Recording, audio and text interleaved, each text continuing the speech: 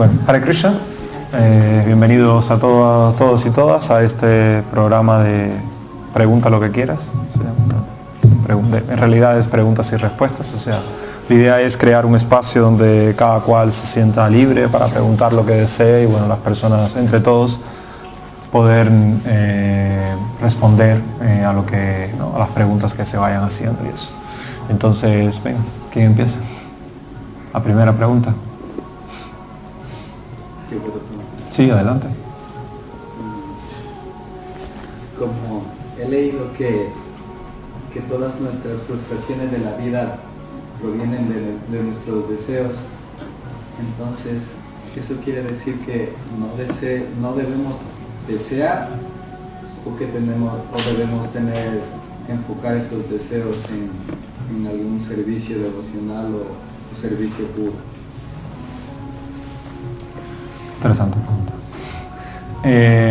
Hoy mismo hablábamos del tema, ¿no? Por la mañana.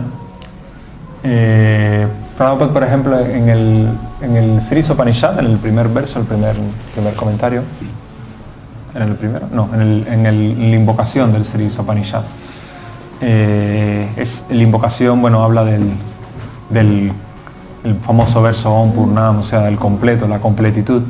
Y Prabhupada hay una frase interesante en la que dice que todas nuestras incompletitudes se deben a nuestro conocimiento incompleto del Supremo, del completo. O sea, que si tuviésemos un conocimiento completo de la divinidad, de nuestra relación con ella, pues esas incompletitudes pues no existirían. Claro, desde el punto de vista teológico, cuando uno llega a la plenitud desde el punto de vista espiritual, pues ya lo que se dice, al menos en la teología Vaishnava, es que todas esas incompletitudes que tenemos son rellenadas con Krishna, ¿vale? En cierta medida, todos nuestros anhelos y todas las cosas que buscamos, en realidad lo que estamos buscando es a Krishna, lo que no lo comprendemos del todo. En realidad, cuando ya si uno va eso es lo que dice la teología, ¿no? Pero en la vida práctica la cosa es mucho más compleja que esa, ¿no? O sea, en teoría eso está muy bonito, pero a la hora de la verdad, pues la vida puede ser mucho más compleja que esa, porque no llegamos a tener, primeramente lo primero que llega a plantearse es, bueno, cómo de manera, ¿no? Con un ambiente incompleto y defectuoso voy a tener un conocimiento pleno y completo de la divinidad y cosas así, ¿no? Eso solamente lo puedes obtener a través de revelación por la misericordia de Krishna, no hay otra forma. Pero el punto de los deseos, yo no creo que la solución sea dejar de desear. Primero porque creo que no es factible, ¿vale? No creo que sea posible. Creo que al final incluso el no desear es un deseo. Muchas veces se convierte en un deseo, ¿no? Es como y querer no pensar, ¿vale? Se convierte en un pensamiento. Hoy hablábamos también de cómo muchas veces el querer desapegarte de todo, el desapego, que es más o menos lo mismo, el no querer desear sutilmente es como un desapego, ¿no? Es como alejarte de apegos, pero de manera mental. Al final terminas desapegándote de lo mío, o sea, de las cosas, para apegarte al yo, ¿no? Y terminas peor que como empezaste, ¿no? En situaciones un poco extrañas, ¿no? Y difíciles para la vida, porque terminas preocupándote solamente de ti y por desapegarte de todo, pues prácticamente actúas de una manera totalmente egoísta hacia la sociedad y hacia las demás personas, hacia tu deber desde el punto de vista social. Entonces yo no creo que la solución sea dejar de desear. Yo lo que creo que la solución es que controlar nuestra mente para ser un poco más equilibrados, ¿no? A la hora de desear, qué desear y cómo desearlo. O sea, no creo que los deseos sean malos en tanto y en cuanto ellos no afecten nuestro desenvolvimiento diario. Yo creo que el problema de los deseos es cuando ellos te llevan a tu actuar de una manera inapropiada para ti y para con la sociedad en general.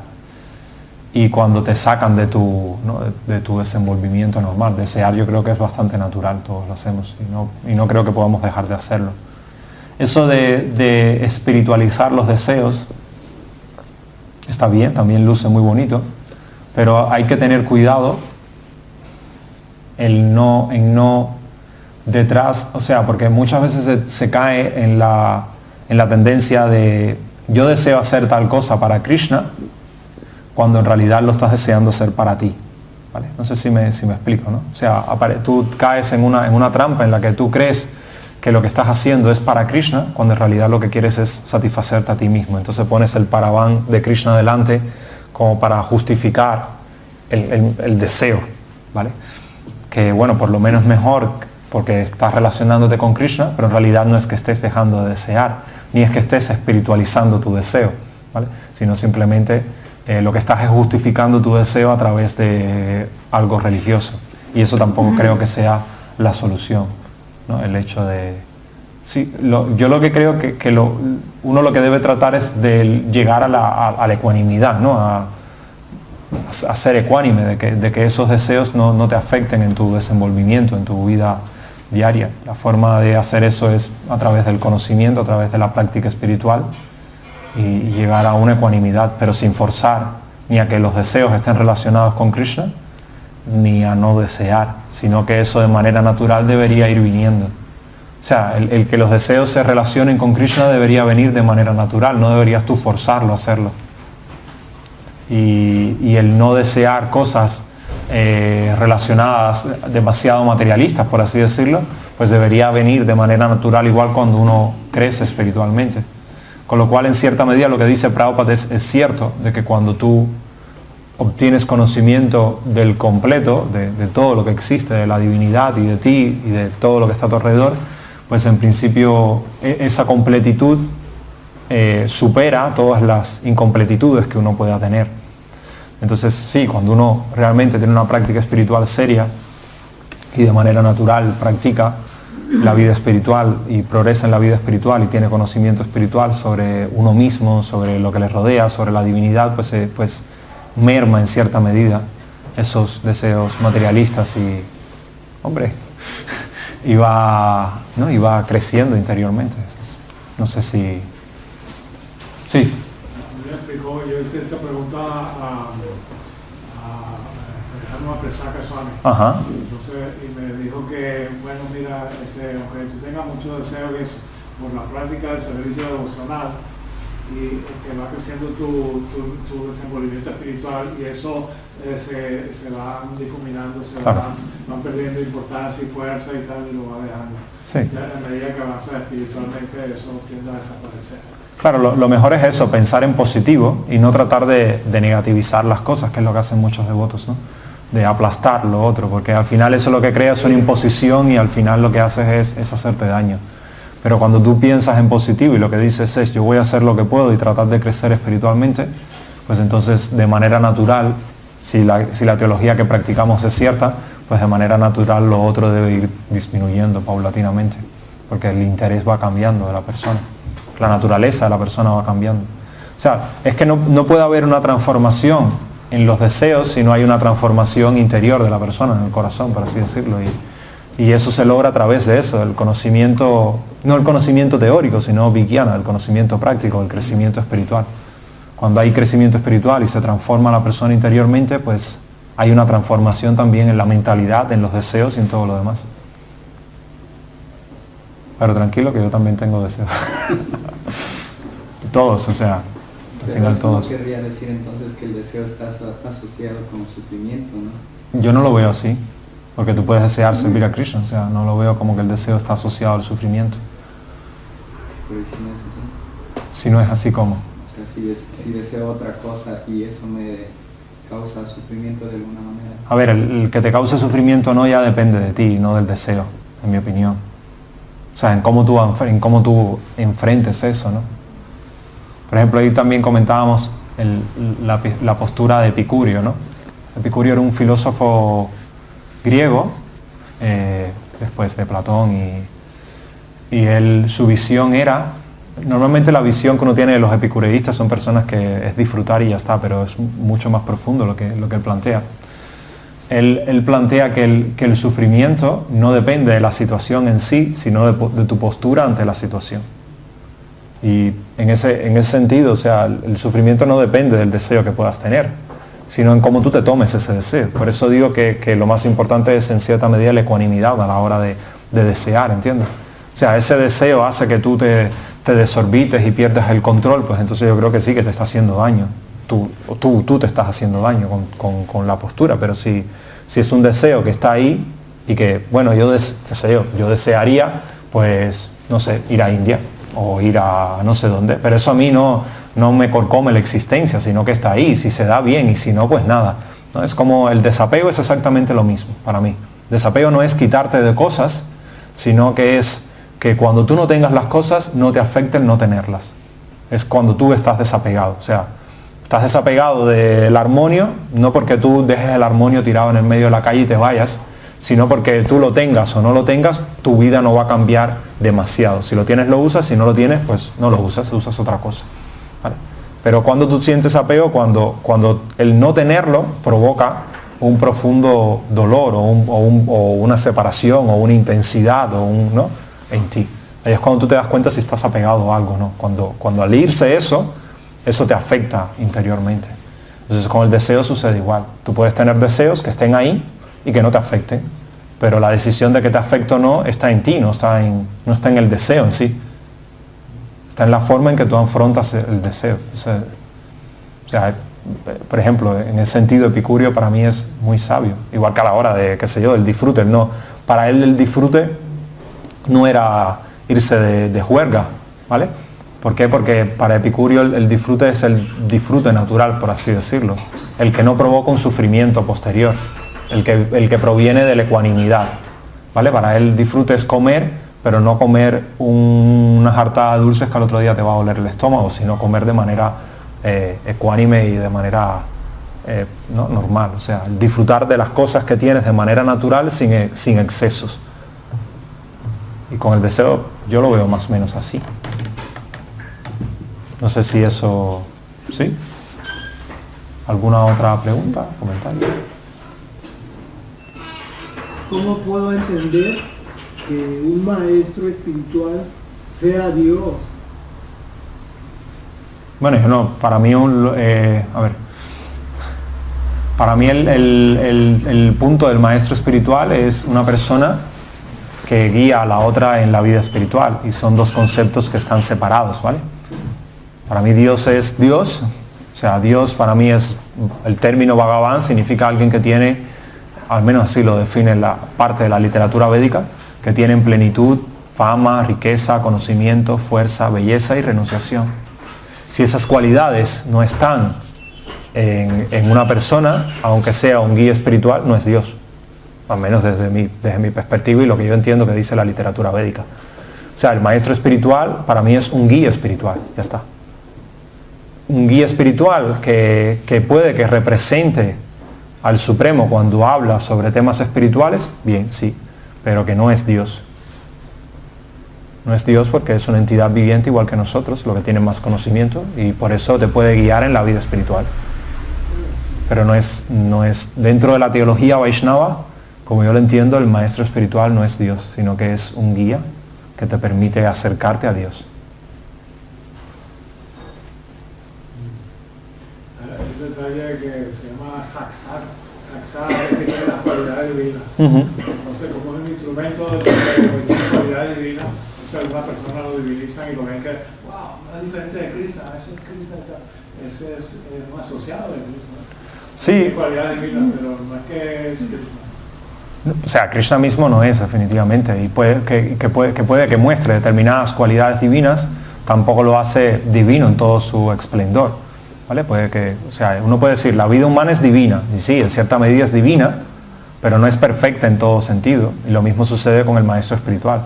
Este es cuando el maestro espiritual tiene una relación espiritual con el Supremo, no cuando es un ser humano ordinario. Entonces, cuando tiene un alma realizada, entonces tiene esa cualidad divina. Entonces, hace aparecerlo como si fuera, wow, Sí, está fuera de de todo, pero o sea, teológicamente hablando, ciertamente no es Dios, aunque tenga esas cualidades divinas, y otro punto es que no necesariamente tienes que tener esas cualidades divinas para ser un guía espiritual, para ser un maestro espiritual. Que también es otro de las cosas que desafortunadamente muchas veces no se ven claras, ¿no? Todo el mundo quiere tener, qué sé yo, ¿no? Que Jesucristo baje y te enseñe el camino, ¿no?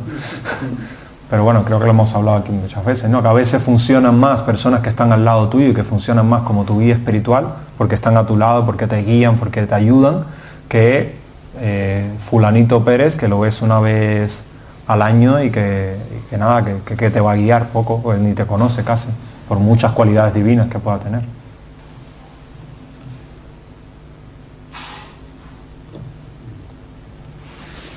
¿Más preguntas?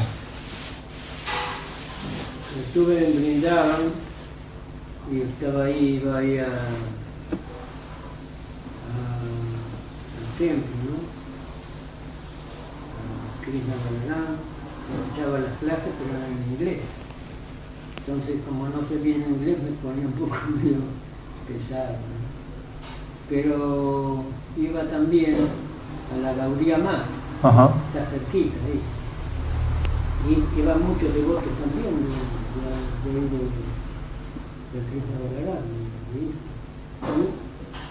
a la noche, a la tarde, me enteré de que daban unas charlas a las 7 por ahí, ¿no? Al Bhagavad Gita, y el devoto que daba las clases era un devoto grande. Había dos traductores, uno que traducía creo que al portugués, o no sé qué idioma era, y otro al español, uno de Perú. Tuve suerte. Entonces me enteraba de lo que decía, me iba a escuchar ahí la clase a las 7.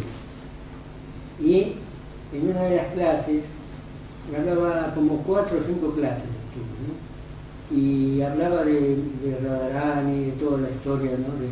de Krishna con Radharani. Y ahí comentó de que Radharani no quería ir de ninguna manera a la casa de Madre Yasoda a cocinar, que la habían invitado, ¿no? Madre Yasoda, y ella no quería, y tuvieron que las dos pistolas ahí insistirle para que fuera y fuera. ¿Cómo lo ve usted, no? ¿Cómo es que, o sea, por qué no querría ir Radharani a cocinar ahí? No quería encontrarse con Krishna, no quería saber nada con Krishna. No conozco de él. No sabe. No. Está en un libro, está... Sí, o sea, hay un montón de libros, pero se va más allá del alcance de mi conocimiento. Si quieres decir... Un poquito, resulta que Radharani, ella es muy casta, y entonces ella no quiere hacer mucho que se vea su casual con sus sentimientos y estas cosas y tal. Y como Krishna es tan pícaro y tan pillo y eso, entonces va a quedar en evidencia de que ellos tienen una relación.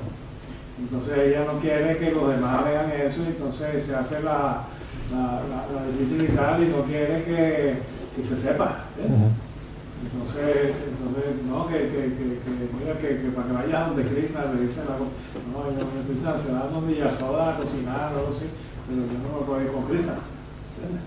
Entonces bueno, no, pues entonces, porque en realidad ella quiere, pero tiene que tener mucha prudencia. Entonces en ese juego, entonces quiere y no quiere. Pues ahí está. Sí, para mí eso de Radharani y Krishna está más allá de mí, de mis poderes para poder explicar y demás. Yo me quedo en Arjuna y la batalla de Kurukshetra y eso. A mí pregúntame de Gita. Bien, ¿qué más? ¿Alguna otra pregunta? La cuestión de los deseos, que se habló bastante. Yo experimento que la cuestión es cambiar, ¿no?, de deseo. Sí, pero no es algo que... Lo que estábamos comentando es que no es algo que suceda de manera que pueda forzar, sino que de manera natural. Claro, eso viene naturalmente. Claro. Sí, claro, okay. Sí. O sea, la idea es esa, que si tú te preocupas por la práctica espiritual de manera natural y tú te transformas, tu corazón se transforma, tu mente se transforma, tu forma de ser se transforma, pues de manera natural tus deseos se van a transformar paulatinamente. Igual van a quedar algunos deseos probablemente ahí en la mente, ahí engavetados, y cuando salen, pues nada, que salgan. Tampoco hay que reprimirlos. O sea, que no te lleguen a afectar, es mi visión, ¿no? Reprimir nunca creo que pueda ser algo positivo. Ese es el propio Gita lo dice, ¿no? Una pregunta. En cuanto a Arjuna, él siempre estaba insistiendo que no quería ir a pelear contra su familia, ¿no? Y Krishna siempre le decía, es que es tu deber, ¿no? Y siempre le ponía las cosas. Y además, la parte que yo voy es que él era un militar, ¿no? Un kshatriya, como dicen, ¿no? En el caso de él, bueno, él tenía que cumplir con su deber porque era un militar, y aunque hubiera familia del otro lado de los guerreros, pues él tenía que cumplir con ese deber. A nosotros, ¿en qué contexto estaríamos? Porque no somos ni militares ni nada. ¿Cómo sería la parte de nuestro deber cuando sucede que en nuestra familia ha habido algunas cosas que nos lleven a tomar decisiones un poco determinantes? Hombre, supongo que dependen de las circunstancias, ¿no? Pero sí, depende de las circunstancias en las que todo se desenvuelve. A ver, algo curioso, por ejemplo, es que Arjuna se había enfrentado a ellos, ¿vale? En una oportunidad anteriormente. O sea, no es que Arjuna tenga... O sea, Arjuna derrotó él solo a todo el ejército Kuru en una oportunidad. No a todo el ejército con todos los que se aliaron después, pero al ejército del reino de los Kuru, donde estaba Dronacharya, estaba Bhishma, estaba Duryodhana, a todos ellos, él solo los derrotó a todos ellos. O sea que el problema no es enfrentarse a ellos específicamente. O sea, a lo largo de su vida tú no ves ese conflicto en él, sino que ese conflicto surge en la batalla de Kurukshetra específicamente. Ahí es donde ese sentimiento de Arjuna aflora. Anteriormente no, con lo cual ves que para los kshatriyas era algo natural el hecho de que cuando hay una batalla pues se enfrentan y ya está. Porque además ellos tenían la idea, bajo la concepción de que ellos estaban cumpliendo con su deber y de que ellos no eran ese cuerpo material, ¿no? Sino que eran algo más. Entonces, eso es por una parte. Por otra parte, uno debe también comprender de que el Mahabharata, el momento anterior a la batalla, es un momento muy complejo, en el que hay varios, de hecho el capítulo justamente anterior al Bhagavad Gita, anteriores, no, el libro anterior, el final del libro anterior, hay una serie de eventos que se van dando en el cual están intentando hay un debate sobre la guerra, sobre la paz, sobre el papel del rey, sobre el papel del héroe, sobre el papel del guerrero, que en el que en ambos bandos hay personas que abogan por la guerra y personas que abogan por no pelear, en los dos. Es que hay un bando de buenos y un bando de malos, ¿vale? Entonces, también uno tiene que entender las circunstancias de que eso sucedió, al menos fue escrito hace miles de años, con una sociedad muy diferente a la que tenemos hoy. Y bueno, yo siempre abogaría por el diálogo, ¿no? También depende de la persona, ¿no? Por ejemplo, uno de los que abogaba por el diálogo era Yudhishthira. Yudhishthira no quería pelear. De hecho, las mismas preguntas y los mismos planteamientos que hace Arjuna en el medio del campo de batalla, los había hecho Yudhishthira 2 capítulos anteriores. Ese mismo debate. Y muchos de los argumentos pues habían sido rebatidos ya anteriormente, o habían sido discutidos por lo menos. Y eso vuelve a salir nuevamente. El Gita en cierta medida es como una consumación de todo ese conflicto que se crea anteriormente. Eso desde el punto de vista, ¿no?, el del texto en sí. Y es importante entenderlo porque si uno quiere aplicar un texto a su vida debe saber en qué contexto realmente el texto toma lugar. Yo no creo que todo lo de Arjuna sea aplicable a nuestras vidas, ¿vale? y tampoco creo que uno deba tratar de ir, no eso de enfrentarse a otras personas, no sé, a mí no me acaba de encajar en mi forma de concebir, ¿no?, las cosas. Yo creo que uno siempre debe abogar por el diálogo y en última instancia cuando el relacionarte con una persona se vuelve algo dañino para uno y para la persona, pues entonces el tomar un poco de distancia, o primero el tratar de transmitirlo a ver si hay un cambio y si no el tomar un poco de distancia. Pero por otra parte también es cierto que uno tiene ciertos deberes que cumplir, ¿no?, como en el caso de Arjuna. Ahí por ejemplo se ve lo que hablamos hoy, ¿no?, del desapego, y habíamos hablado de la tensión que existe entre desapego y muchas veces y el cumplimiento del deber ¿no? Muchas veces cumplir con el deber de uno es la mayor muestra de desapego, porque tienes que enfrentarte a hacer cosas que normalmente que quizás a ti no te gustaría hacer. Vale, por ejemplo, no sé, todos los que tienen niños yo creo que más o menos han experimentado eso, ¿no?, de que uno quisiera hacer esto, lo otro, pero no puedes hacerlo porque tienes tus hijos y tienes que dedicarle tiempo a tus hijos. Entonces ese cumplimiento del deber es una muestra de desapego. Tú cumples con tu deber y te desapegas de otras cosas que quisieras. Y a veces sucede igual, ¿no? Por ejemplo, a veces desde el punto de vista familiar uno tiene que cumplir determinados deberes a pesar de que quizás uno no lo desee del todo, ¿no? No sé, habría que ver las circunstancias en específico y si uno cree que solo no puede enfrentarse a esa situación, pues buscar ayuda de personas alrededor de uno o de un profesional en última instancia, ¿no? Pero no creo que la solución sea tratar de trasplantar el Bhagavad Gita en ese sentido, ¿no?, y el personaje de Arjuna a la propia vida de uno. No sé si me explico. O sea, que puede aportarte, que puede ayudarte sin duda alguna, sobre todo desde el punto de vista espiritual y desde el punto de vista,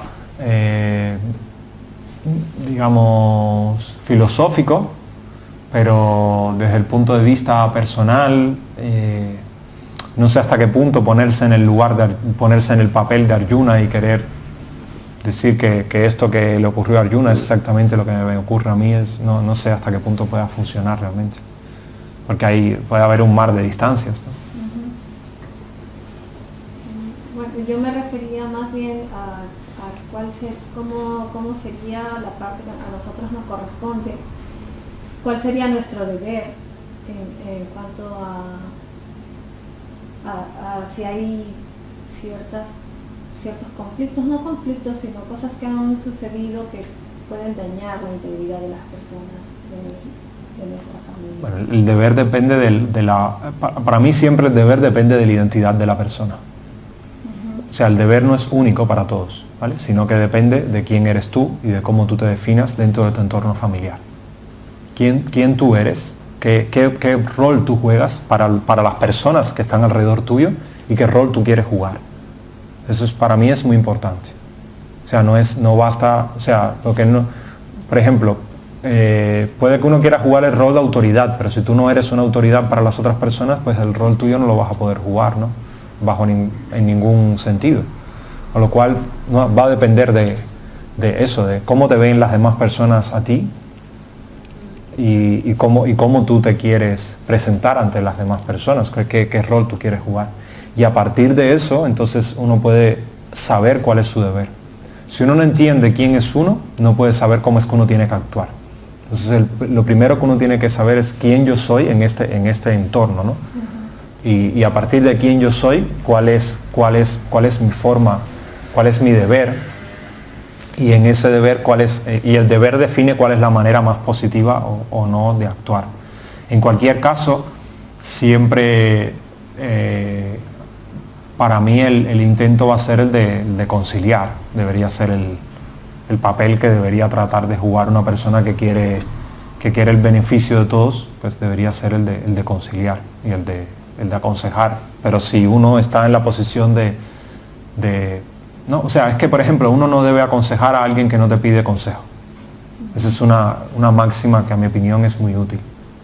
Si alguien no te pide que le ayudes o que le aconsejes, el intentar aconsejarlo puede ser visto por la otra persona como una violación de su espacio íntimo personal. Entonces, sí, es importante eso. Muchas veces hay devotos que, por ejemplo, que quieren instruir a otros sin ellos tener una posición para hacerlo. A menos que tú seas reconocido como una autoridad por la otra persona, en algún sentido, pues no tiene lugar o que hay una relación de amistad muy cercana en la que tú tengas la confianza como para decirle, oye, tal cosa, pues en ese caso sí, pero si no, entonces la otra persona no lo va a tomar bien. Entonces, lejos de ayudar, lo que uno puede hacer es crear un conflicto mayor. Entonces, si uno está en una posición en la que uno pueda tratar si uno no está involucrado directamente en el tema, pues es otra. Si tú no tomas, si el problema no te afecta a ti, pues si te afecta a ti ya tú no puedes directamente mediar, sino que estás demasiado metida en el problema como para poder mediar de manera apropiada o aconsejar, porque si te afecta a ti, ¿cómo vas a aconsejar a los demás? Entonces, sí, a veces es mejor buscar ayuda afuera, la verdad. Si uno, no sé si usted quería preguntar algo. Y en relación de lo que estabas comentando, sobre su pregunta, que si alguna persona tú le pides ayuda o tú quieres ayudarle, ¿verdad? Pero si no te puede escuchar, si no te escucha, para que tú le puedas ayudar, o en fin, yo pongo el caso de Srila Prabhupada. Él dice, la prédica tiene que ser a todos. Ajá. Pero bueno, me estabas comentando, si una persona no quiere escuchar y obviamente la conciencia de Krishna, pues tampoco es necesario predicarle. Mi opinión... En este caso, conciencia de Krishna, pero ahora que si no predicas conciencia de Krishna, si quieres ayudarle, y si tampoco quiere esa persona que le ayudes, pues también uno tiene que retirarse también, o sea, no puede, no sé. Sí, opino igual que usted. Yo no creo que sea positivo el insistir en personas que no quieren. O sea, la mejor forma en ocasiones de uno predicar no es hablando muchas veces. A veces se puede hacer más con la boca callada y actuando de manera apropiada que insistiendo con una doctrina que las personas no te van a reconocer. Sobre todo si las personas, el punto ese es muy importante, si las personas no te ven como una autoridad, no haces nada hablando. Porque lo que vas a decir tiene el mismo valor para ellos que lo que diga la china de la esquina. ¿Vale? O peor. Quería agregar un comentario con respecto a esto de la prédica. Y hay una ofensa que es predicar a aquellos que no tienen fe, ¿verdad? Bueno. Ahora después haré la aclaración, pero bueno, dale. Que considero que ir a predicarle a una persona que no te quiere escuchar o que no tiene el más mínimo interés, en este caso en la conciencia de Krishna, es ofensivo para esa persona también al mismo tiempo, ¿no? Uno está... Sí, bueno, es una falta de respeto, ¿no? Puede ser, depende de cómo se lo tome la persona, pero puede ser considerado para ella como una falta de respeto.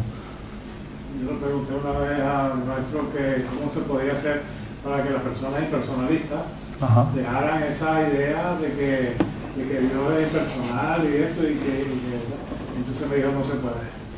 Sí, hay veces.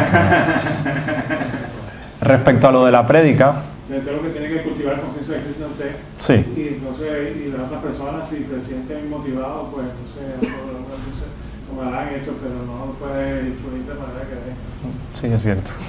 En la práctica. Respecto a lo de la prédica, en realidad la ofensa, al menos como le explica Bhaktivinoda Thakur en el Harinama Chintamani, es referente a la iniciación. De que uno cuando da el santo nombre en forma de iniciación no debe hacerlo esperando a personas que no tienen fe y sobre todo en el sentido de obtener algún beneficio material por el hecho de ser guru de una persona aunque no tenga fe. Esa es la explicación que da Bhaktivinoda Thakur en el Harinama Chintamani. No específicamente a cuando uno va cantando Hare Krishna por la calle, ¿vale?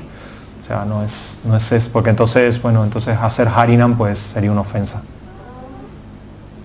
porque estás dando el santo nombre a las personas, y habla de las glorias del santo nombre, o sea, hablar de la intimidad y de las glorias del santo nombre a personas que no tienen fe. Pero él hace, el énfasis que hace cuando explica esa ofensa, se refiere a dar la iniciación, a dar el santo nombre, el harinama, en forma de iniciación, cuando la persona no tiene fe y lo estás haciendo tú porque quieres algún beneficio material de ser guru de una persona con determinado estatus. Esa es la interpretación que da Bhaktivinoda Thakur de eso. No, o sea, no tratar de hablar con una persona. El problema, yo creo muchas veces que el problema cuando se intenta predicar es que las personas, los devotos muchas veces cuando predican de tú a tú, se piensan que están dando una clase, y son dos prédicas totalmente diferentes. O sea, una prédica es cuando tú estás en un lugar dando una clase, en ese momento todo el que está en la clase de manera implícita, aunque no sea explícitamente, te está aceptando como una autoridad, implícitamente. O sea, te está aceptando como que tú das la clase y yo estoy aquí para escuchar. Es diferente la comunicación a cuando tú estás hablando con una persona que, ¿no?, en plano personal, en la que tú no conoces. Entonces ahí las opiniones están equiparadas, las de ambos valen igual, y sobre todo no tiene ningún sentido, por ejemplo, citar cosas en las que la persona no tiene autoridad, en las que la persona no deposita autoridad, no tiene fe. O sea, decir el Bhagavad Gita dice a alguien que no entiende qué es lo que es el Bhagavad Gita, o los Shastras dicen a alguien que no cree en los Shastras, pues no tiene ningún sentido. La autoridad no la tiene el libro, la autoridad la depositas tú en el libro. O sea, tú depositas autoridad en el Bhagavad Gita.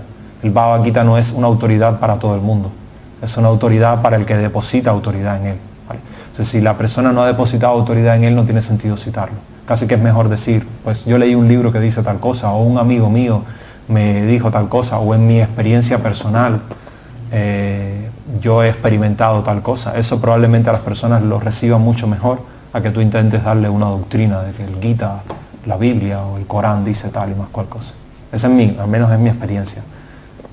Sí, el problema era en la época de Jesucristo, ¿no? Cuando los critican a los discípulos porque le predican a los gentiles. Bueno, el problema es en todas las épocas. Había un historiador romano que decía, los cristianos predican como si odiaran al mundo entero. Y a veces eso se aplica a casi todas las religiones, la verdad. Tienen una visión demasiado fatalista de la realidad y hace que las personas se distancien de la práctica religiosa. Hoy comentábamos, y yo pienso que es así, que los mayores promotores del ateísmo son los propios religiosos cuando enseñan mal la religión, cuando enseñan y practican mal la religión. Si se enseñara apropiadamente, pues sí, puede que haya ateos, pero por lo menos no habría una aversión hacia el tema de la religiosidad en términos generales. Sí, ayer me encontré con un muchacho medio devoto, amigo de Krishna, que viene con bicicleta a los domingos. Entonces me dice que estaba escuchando unos comentarios, comentarios que dice que estaban en otro planeta, no sé de qué planeta era, y que los transmitieron para este planeta a través de no sé quién, ¿no? Y que era toda la cuestión de la religión, ¿no? Que la religión no tiene nada, que no vale nada. Pero yo le dije, no vale nada, pero uno tiene que ir a algún lado, tiene que asociarse, si no se lo come la gente, nosotros, ¿no? Ahí está también otra situación. Uno quiere la perfección en todo, quiere ser esto, lo otro, pero imagínense, estamos aquí ahora. Si no estábamos acá, tiene que ir por aquí, por allá, o a la casa de un amigo, de aquel, de acá. Es diferente, ¿no? Uno tiene la opción de meditar un poco, ¿no? Claro, la religión tiene el valor que tú le quieras dar. O sea, cada cual decide qué valor darle, ¿no?, a las cosas y qué uso hacer de ellas. Bueno, es una información, ¿no?, indispensable para poder realizar algo. ¿Sí, no? Pero, o sea, depende de cada cual. O sea, hay personas que la religión no tiene ningún valor, pues eso depende de lo que tú veas en la religión. No, lógico, puede ser, ¿no? Pero ellos también está la gente que no cree en Dios, nada, pero bueno. no le va a ir a predicar a una persona que le dice que es un ateo, que eso, que lo otro, pero a veces ahí aparece la luz, como usted antes decía, ¿no? Bueno, no se sabe, ¿no? Es todo un juego difícil. Que hay personas que quieren predicar religión, pero se olvidan de una cosa, que lo atribuyen, que como que eso es un deber del hombre, que todos tienen el deber a servir a Dios y tal. Y resulta que no. Resulta que el deber del hombre, el Dharma del hombre llega, hecho por Dharma, hasta inquirir acerca de la vida espiritual. Todo el hombre tiene el deber en algún momento en su vida inquirir acerca de la vida espiritual. Y eso, y hasta ahí cumple con su misión humana. Sí. No está obligado a servir a Dios. No, eso es más bien, se refiere al Sanatana Dharma, la misión del alma espiritual, más que de... Entonces, servir a Dios ya es una cosa que tú lo haces o no lo haces y tal. Pero como hombre no eres castigable sino hacer servicio devocional. Ah, bueno, Entonces, pero entonces algunos te lo plantean como que, bueno, te vas a condenar y si no practicas el servicio devocional. Y eso no es así. El hombre, el deber específicamente humano es inquirir acerca de la trascendencia. Si ya inquiriste acerca de la trascendencia, entonces ya está cumplido tu deber humano. No eres castigable por la... Sí, hay muchos detalles en Manu Sanjita, por ejemplo, que si lo supiéramos nos asombramos a la hora de hablar muchas veces. de todas maneras, todos servimos a Dios, de una o de otra manera. También está esa visión. ¿Alguna otra pregunta, comentario? ¿No? Nos vamos todos para casa. La perfección del yoga, Srila Prabhupada hace un comentario de que, o sea, compara la vida material y la vida espiritual, ¿no? Vale. Y dice que un hombre no puede ser feliz solamente con la vida material, porque es como tener una camisa y una chaqueta muy bonitas, ¿no? O sea, una ropa muy bonita, pero no cuido mi cuerpo, no como, no bebo, no, o sea, esa parte, o sea, como que tengo lo material, pero no me estoy haciendo cargo de mi cuerpo, entonces no puedo ser feliz. Entonces compara como que la vida material es como esa chaqueta muy bonita y que la vida espiritual es parte de cómo mantener el cuerpo. O sea que para ser feliz uno necesita las dos cosas, ¿no? Sí, bueno, supongo que depende de lo que uno llame felicidad. Sí, o sea, depende. Hay personas que viven una vida sin relacionarse con cosas espirituales y ellos se creen que son felices. Porque en su definición de felicidad quizás para ellos sean felices, ¿no? Lo cual es, no sé, pero bueno, es su visión de lo que es la felicidad. Y también te encuentras religiosos que son muy amargados. Entonces es muy relativo, ¿no? O sea, eso. Hombre, y que los hay bastantes. Entonces, no sé, eso es... Está claro que todo el mundo trata de buscar la felicidad, lo que depende de qué es lo que uno defina por felicidad, ¿no? Sería lo primero ahí que uno haría, ¿qué es ser feliz? O sea, no creo que sea algo fácil de definir. La parte que Krishna explica es que hay felicidad, está hablando de las modalidades, hay felicidad en la modalidad de la bondad, sí. Hay felicidad en la modalidad de la pasión, hay felicidad en la modalidad de la bondad, hay felicidad trascendental. Entonces, las personas pueden estar orientadas buscando ese tipo de felicidad y tal. Sin embargo, claro, lo que se recomienda lo más inteligente es la felicidad trascendental. Pero si no tienes inteligencia, pues va a buscar la modalidad de la naturaleza de técnica. Sí, si la persona está en una determinada modalidad y tú le planteas otro paradigma de felicidad, no lo va a entender y va a decir, tú lo que te estás aburriendo ahí, cuando tantas cosas que podrías hacer. Bueno, claramente el que está en una visión va a decir y va a pensar de manera diferente, ¿no? O sea, tampoco quiero hablar mal de nadie. Quien tiene la razón, pues supongo que el tiempo lo dirá. O sea, pero en última instancia, sí, o sea, desde el punto de vista personal, pues yo creo que es importante el crecimiento espiritual en la vida, tanto como el material, creo que ambos deben ir de la mano, pero ¿qué garantías tengo de que eso es lo que da la plena felicidad? Pues no lo sé, porque todavía no he llegado a la plena felicidad, ¿no? Entonces, y depende nuevamente de lo que uno defina por felicidad. Si es que, no sé. En este mundo, felicidad última, no me queda claro si es completamente alcanzable, ¿no? No sé, yo lo veo. Sí, porque uno puede, o sea, la vida espiritual tiene cosas muy hermosas, pero también hay ves personas que no, como mismo ves personas que siendo dedicadas, tú las ves completamente felices, pero a veces indagas en su vida y son personas que se sienten solas, que tienen sus propios problemas también, que no son totalmente felices como tú te creías que eran. Y lo mismo desde el punto de vista material. Entonces es algo complejo, no creo que sea una receta tan simple de que esto y mezclas dos cosas y pum, tienes felicidad. Prabhupada no lo presenta así, pero Prabhupada lo presenta como la necesidad de... Sí, entiendo lo que él dice, de que de hacer algo espiritual para llegar al... Bueno, pero eso depende nuevamente de la naturaleza de cada cual, ¿no? O sea, nuevamente, esa es la visión de Prabhupada y yo la respeto completamente. Pero creo que depende de la naturaleza de cada cual. Que hay personas para los que eso funciona, creo que la mayoría de los que estamos en esta sala, pero hay otras personas para las que no.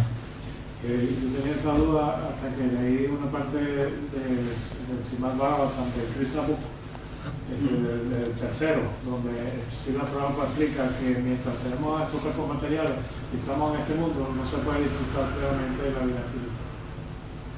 Entonces tú planteas que bueno, pero sé feliz, practica vida devocional y tal. Eso es mentira. Tú no vas a disfrutar completamente de la vida espiritual. Y entonces, en otras partes le preguntaron a Prabhupada por qué el nuevo toso. Entonces, bueno, porque está en el mismo material lugar donde el sufrimiento, el nuevo toso. Entonces no es que te vas a librar del sufrimiento y tal, mediante el servicio devocional. Esa no es la idea.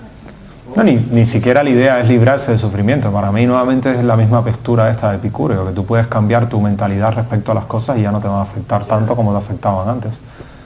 Pero la enfermedad va a seguir ahí, el dolor va a seguir ahí. O sea, no es que eso va a dejar de existir, sino que tu visión al respecto va a cambiar. Claro, cuando tienes conocimiento espiritual eso sucede. Tú ves la vida de una manera diferente y las cosas no te afectan igual.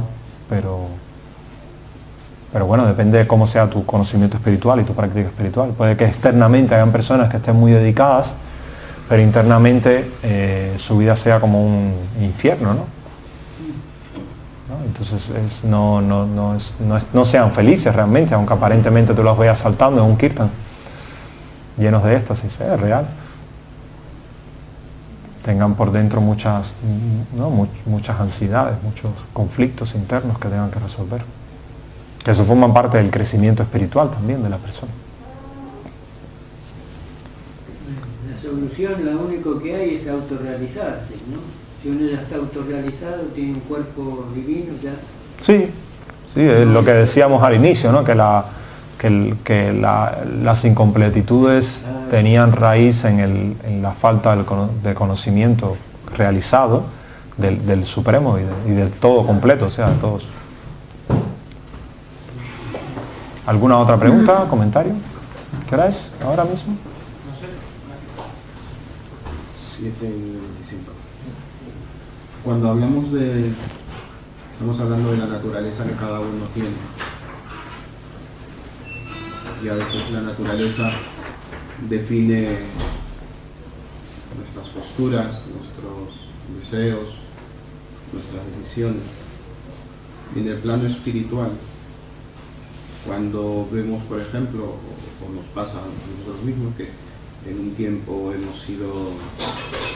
no hemos tenido la necesidad de espiritualidad, de religión, de tener ninguna creencia religiosa, y luego, sin embargo, vemos una transformación, lo que llamamos a veces conversión, y te unes a una religión.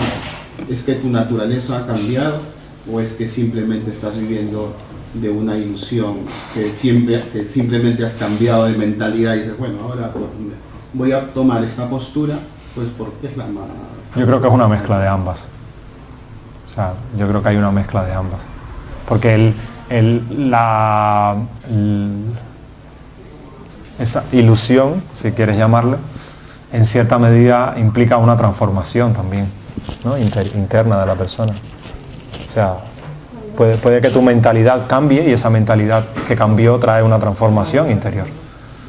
O sea, a mí hay una, por ejemplo, esa frase nunca se me va a olvidar, de un académico que habla sobre el estudio de las religiones, ¿no?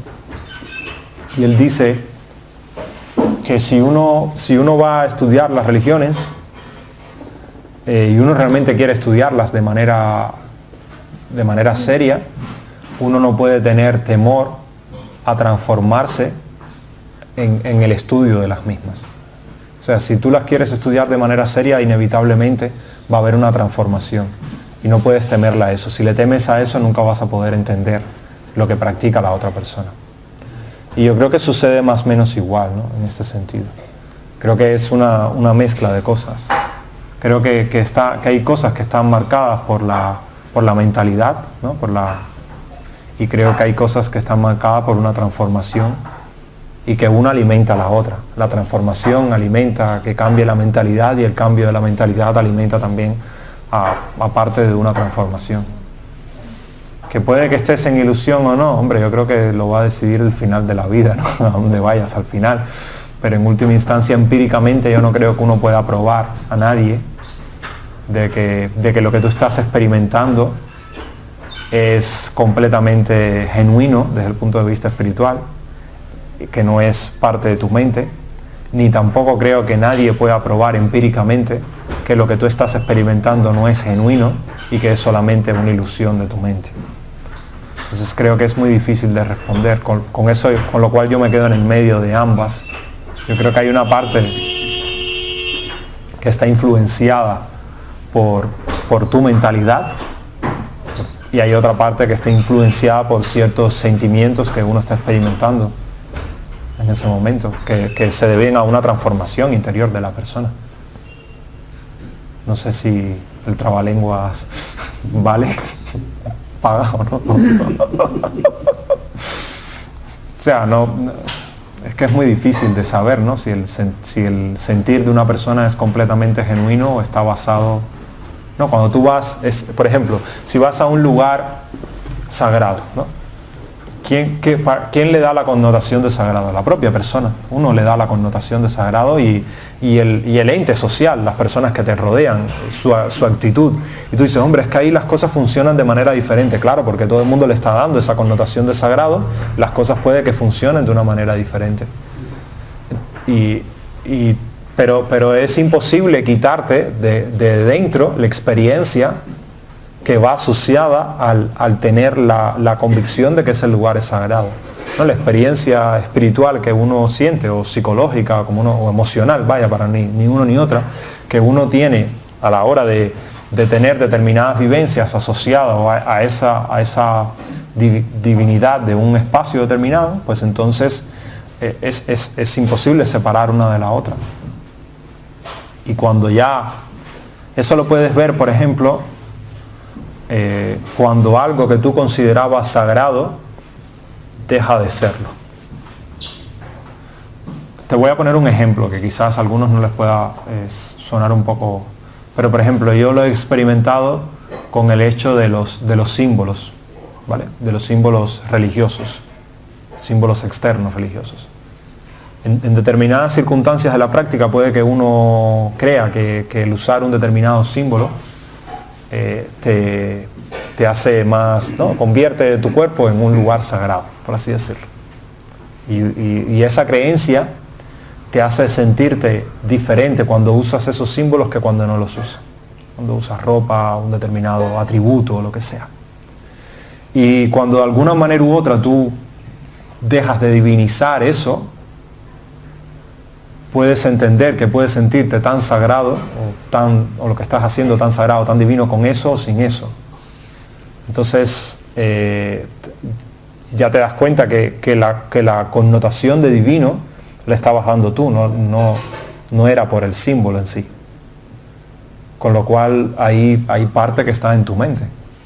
O sea, es una parte que está en tu mente, no necesariamente en el símbolo que te haga divino y por eso puedas hablar y puedas no sé, experimentar o pueda sentir algo porque estás usando un determinado tipo de ropa. Es imposible separar, por ejemplo, el sentimiento que tú entras, que tú sientes. A ver, por ejemplo, la semana pasada estuvimos en Ávila y en Ávila fuimos a al monasterio de la Encarnación, que es donde Santa Teresa de Jesús vivió una gran parte de su vida.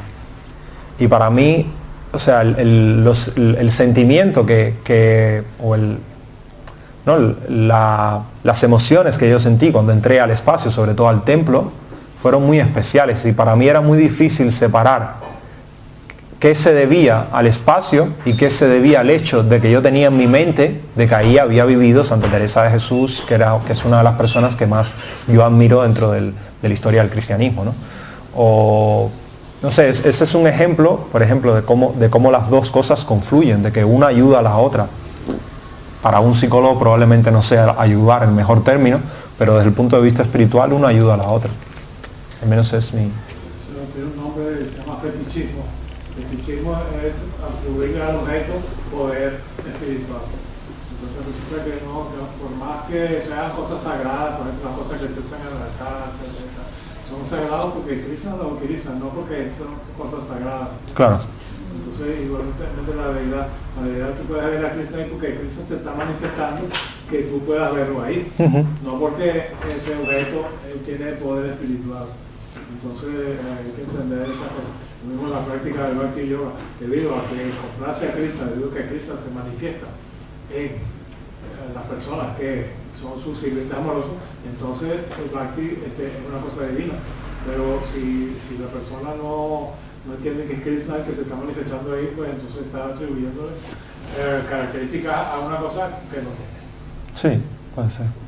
Pero por ejemplo también... El mismo santo nombre que eso es el nombre de Dios, o son unas palabras que tú estás pronunciando. Entonces son unas palabras, pero debido a que tu conciencia es espiritual, entonces es tu conciencia que es espiritual, entonces tú vas a realizar la divinidad del santo nombre. Entonces no, pero es que el santo nombre, y eso puede ser prestar muchas controversias, porque entonces me puede decir que tú eres un ¿cómo se llama? Un hereje, que dice que el santo nombre son palabras, no son palabras sagradas para personas que le da esa connotación de sagrado, claro. Hay una de esas muy curiosa, ¿no? Por ejemplo, Bhaktivinoda Thakur hace un ejemplo similar referente a la deidad. Él dice que existen 3 maneras de ver la deidad. Una de las maneras, él dice que es simplemente verla como y que esa manera en la que tú la concibas va a determinar definitivamente la relación que puedas tener con ella. Dice que una de las maneras es cuando tú ves simplemente una estatua, y que para la persona que lo que es una estatua no deja de ser una estatua, es una estatua y ya está. Otra de las visiones es cuando tú lo ves como un vínculo, mediante algo mediante el cual, una representación mediante la cual tú puedes vincularte con lo divino. Y una tercera manera es cuando tú ves a la divinidad en sí misma, allí, ¿no? Encarnada ahí. Entonces, pues ahí dependerá, ¿no? En dependencia de eso, pues va a cambiar cómo se ve cada una de ellas. A mí, por ejemplo, algo, pero también referente a esto, de los objetos y eso, es curioso también, por ejemplo, porque a la vez tú vas a lugares en los que tú sientes cosas diferentes en unos lugares que en otros, ¿no? O sea, yo he experimentado, por ejemplo, ir a determinados templos específicamente en los que me siento diferente a otros, ¿no? Yo recuerdo uno de los lugares más especiales que yo he visitado es un monasterio cartujo que está en Granada. Y he visitado un montón de templos, pero en ese en específico, yo no sé por qué, yo me sentía tan a gusto, ¿no? Como que, o sea, no es lo mismo que ir a una catedral que tú ves que todo es turístico, por muy suntuoso que sea, a ir a un lugar donde tú respiras espiritualidad de alguna manera u otra. Tú no sabes quiénes van ahí, ni qué es lo que hacen, ni nada por el estilo, pero es algo que tú respiras.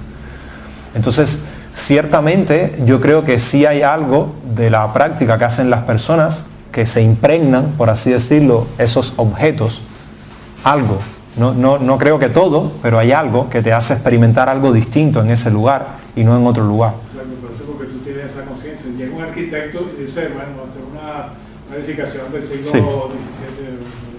Claro, o qué sé yo, otro ejemplo que puedo poner, por ejemplo, fue cuando fui a Florencia y fui a la iglesia de la Santa Cruz y ahí está enterrado Galileo Galilei, pues pues, no sé, yo soy matemático y para mí eso fue emotivo. Ver la tumba de Galileo Galilei es diferente que ver la tumba de Periquito Pérez. Es real, o sea, entonces ahí tú le das una connotación especial, aunque sea lo que hay ahí son huesos nada más, pero ese punto se lo da uno, pero también no quita mi opinión de que ese punto ayuda al crecimiento espiritual, al sentimiento, a intensificar la vida espiritual. Entonces, no sé. Si tienen alguna otra pregunta o comentario, ya la última ya. Nos están votando ya. ¿No? Bueno, pues vamos a parar por esta noche. Muchas gracias a todos por estar acá junto a nosotros y espero que tengan una excelente noche. Hare Krishna.